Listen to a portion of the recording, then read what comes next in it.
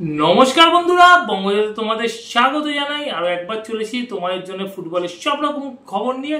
তো সব খবর পাবে ডুরান্ড কাপ থেকে শুরু করে বিসি রয় ট্রফি, তার সাথে কিন্তু ভারতীয় ফুটবলের ট্রান্সফার আপডেট সব খবর আছে তোমাদের জন্য। তার আগে বলবো অবশ্যই আমার চ্যানেলকে রোজকার মতন যেটা বলি সেটাই বেশি করে লাইক শেয়ার আর কমেন্ট করো, আর চ্যানেলে যারা নতুন এসেছো তারা অবশ্যই সাবস্ক্রাইব করে বেল বাটনটা অন করে দাও যাতে ফুটবলের সব নোটিফিকেশন তোমরা রোজকার মতন পেতে থাকো। তো দেখো আমি তোমাদের জন্য যে খবরগুলো নিয়ে আসি যাতে খবরের মধ্যে ফেক না থাকে, 100% সত্যতা থাকে, সেই রকমই আমি খবর তৈরি করার চেষ্টা করি রোজকার মতন, যাতে আমি ফেক খবর নিয়ে আমার ভিউজ বাড়াতে চাই না। তো আমি সেই জন্য তোমাদের জন্য একদম সত্য খবর নিয়ে আসতে চাই যাতে তোমরা রোজ আমার ভিডিওটা দেখতে থাকো। তো চলো প্রথমেই দেখে নিই তোমার জন্য কি খবর অপেক্ষা করছে। প্রথমে আসি বিসি রয় ট্রফির খবরে। অন্ত 16 বিসি রয় ট্রফিতে কিন্তু বাংলা 1-0 গোলে হারিয়ে দিয়েছে ছত্তিশগড়কে, আর ম্যাচে কিন্তু একমাত্র গোলটি করে বাংলার অধিনায়ক সত্যজিৎ দাস খেলার 46 মিনিটের মাথায়। তো বাংলা কিন্তু এই গ্রুপে 3টে ম্যাচ জিতেই গ্রুপের টপ থেকে 9 পয়েন্ট নিয়ে পরবর্তী রাউন্ডে যাওয়ার যোগ্যতা অর্জন করলো। আজ ডুরান্ড কাপে কিন্তু খেলতে নামেছিল মোহনবাগান সুপার জায়ান্ট, প্রতিপক্ষ ছিল এয়ারফোর্স যুবভারতী ক্রীড়াঙ্গনে। এই ম্যাচে কিন্তু মোহনবাগান সুপার জায়ান্ট একতরফা ম্যাচ খেলে এয়ারফোর্সকে হারিয়ে দিয়েছে 6-0 গোলে। ম্যাচে কিন্তু জোড়া গোল করে জেসন কামিংস, এছাড়া কিন্তু মোহনবাগানের হয়ে গোল করে লিস্টন কোলাসো, অনিরুদ্ধ থাপা, টম অলট্রেড এবং গ্রেগ স্টুয়ার্ট। তো এই ম্যাচে জিতে কিন্তু মোহনবাগান 2 ম্যাচে খেলে 6 পয়েন্ট নিয়ে এখন কিন্তু গ্রুপের শীর্ষস্থানে অবস্থান করছে। এরপরেই কিন্তু ইস্টবেঙ্গলও আছে 2 ম্যাচ খেলে 6 পয়েন্ট, কিন্তু গোল ডিফারেন্সে মোহনবাগান এই মুহূর্তে গ্রুপের টপে অবস্থান করছে। এবার একটু সিএফএল এর খবর আসি। আর সিএফএল আজকে ব্যারাকপুরে কিন্তু পাটচক্র মুখোমুখি ছিল খিদিরপুরে, আর এই ম্যাচে কিন্তু পাটচক্র 3-2 গোলে হারিয়ে দিয়েছে খিদিরপুরকে। অপর একটি ম্যাচে কল্যাণীতে খেলা ছিল, যেই ম্যাচে কিনা পিয়ারলেস 2-0 গোলে হারিয়ে দিয়েছে রেল এফসিকে। এবার একটু ভারতীয় ফুটবলের দলবদলের খবর আসি। দলবদলের প্রথমেই খবর ইস্টবেঙ্গলের ফুটবলার অজয় ছেত্রী। তোমরা জানো গত মৌসুমে ইস্টবেঙ্গলের ভালো ফুটবল খেলেছিল, এর আগেও কিন্তু ইস্টবেঙ্গল খেলে গেছে। তার আগে কিন্তু তিনি বেঙ্গালুরু এফসি রিজার্ভ দলে ছিল, তারপরে বেঙ্গালুরু এফসি সিনিয়র দলেও আসেন। এই ফুটবলারটি কিন্তু এই মুহূর্তে তিনি সাইন করলেন শ্রীনিধি ডেকান এফসিতে। শ্রীনিধি ডেকান মূলত আই লিগের দল এবং সেই দলে কিন্তু সাইন করলেন অজয় ছেত্রী। তোমরা জানো জনি কাউকো মোহনবাগান সুপার জায়ান্টের ফুটবলার ছিলেন, এর আগে কিন্তু তিনি এটিকে মোহনবাগানেও খেলেছেন। তো নাম পরিবর্তনের পর মোহনবাগান সুপার জায়ান্টেরও খেলেছেন। তো সেই জনি কাউকো ফিনল্যান্ডের এই ইউরো কাপার কিন্তু এবারে দল ছাড়লেন এবং তিনি কিন্তু সই করলেন আই লিগের দল ইন্টারকাশিতে।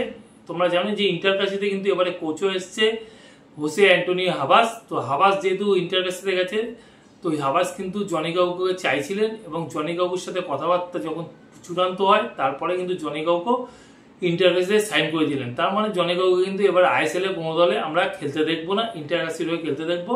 তো আশা করি জনি কাউকো ইন্টারকাশিতে যাওয়ার পর তার সেই যে পারফরমেন্স আছে তিনি কিন্তু ইন্টারকাশির হয়ে সেই পারফরমেন্স করবেন এবং আই লিগেও তিনি কিন্তু ফুল ফোটাবেন। তোমরা অনেকে জিজ্ঞেস করছি হেক্টর এস্তের কি হলো। হেক্টর এস্তে বিষয় সম্ভবত পেয়ে গেছে যা খবর, আর কয়েকদিনের মধ্যে কিন্তু হেক্টর এস্তে আমাদের কলকাতায় চলে আসবে এবং হেক্টর এস্তেকে এসিএল এর ম্যাচ খেলানোর পরিকল্পনার মধ্যেও আছে। তবে একটা ব্যাপার যে হেক্টর এস্তে কিরকম কন্ডিশনে আছে, তিনি যদি ফিট না থাকেন তবে কিন্তু তাকে খেলানো হবে না, আর হেক্টর এস্তে যদি ফিট থাকে তবে কিন্তু এসিএল ম্যাচ খেলানো হবে।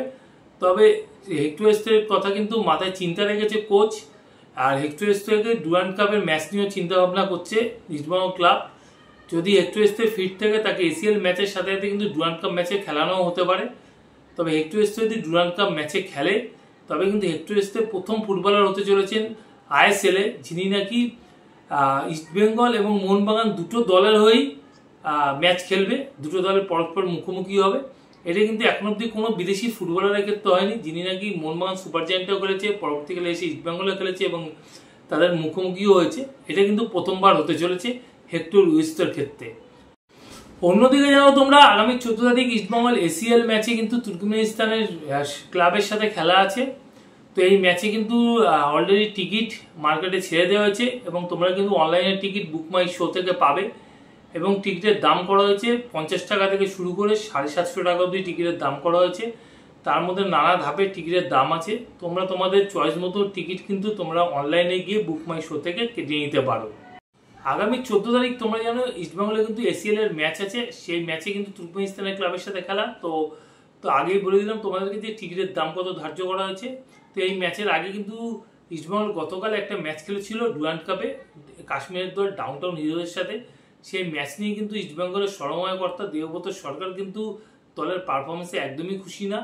তিনি কিন্তু বলেন ডিফেন্স লাইন নিয়ে কিন্তু কমজোরি আছে। এছাড়া কিন্তু তিনি জানান যে ইস্টবেঙ্গলে কিন্তু অ্যাটাকিং লাইনের একাধিক গোল মিস করাও কিন্তু দলকে চিন্তিত রাখছে। দলের পারফরমেন্স আরও ভালো করতে হবে এবং আগামী দিনে আরও ভালো পারফরমেন্স করতে হবে এবং এসিএল এর ম্যাচ কিন্তু অত সহজ নয়, তাই যথেষ্ট লড়াই করতে হবে এবং এই ম্যাচ জিততে হবে। এখনকার মতন খবর এইটুকুই। তোমাদের কাছে নতুন খবর নিয়ে হাজির হবো পরের ভিডিওতে। তার আগে বলবো আগের ভিডিও যারা মিস করে গেছে তাদের জন্য ডেসক্রিপশন বক্সে লিঙ্ক দেওয়া থাকবে, তোমার লিঙ্ক ক্লিক করে পরে আগের ভিডিও দেখে নিতে পারো। এখনকার মতন গুড বাই।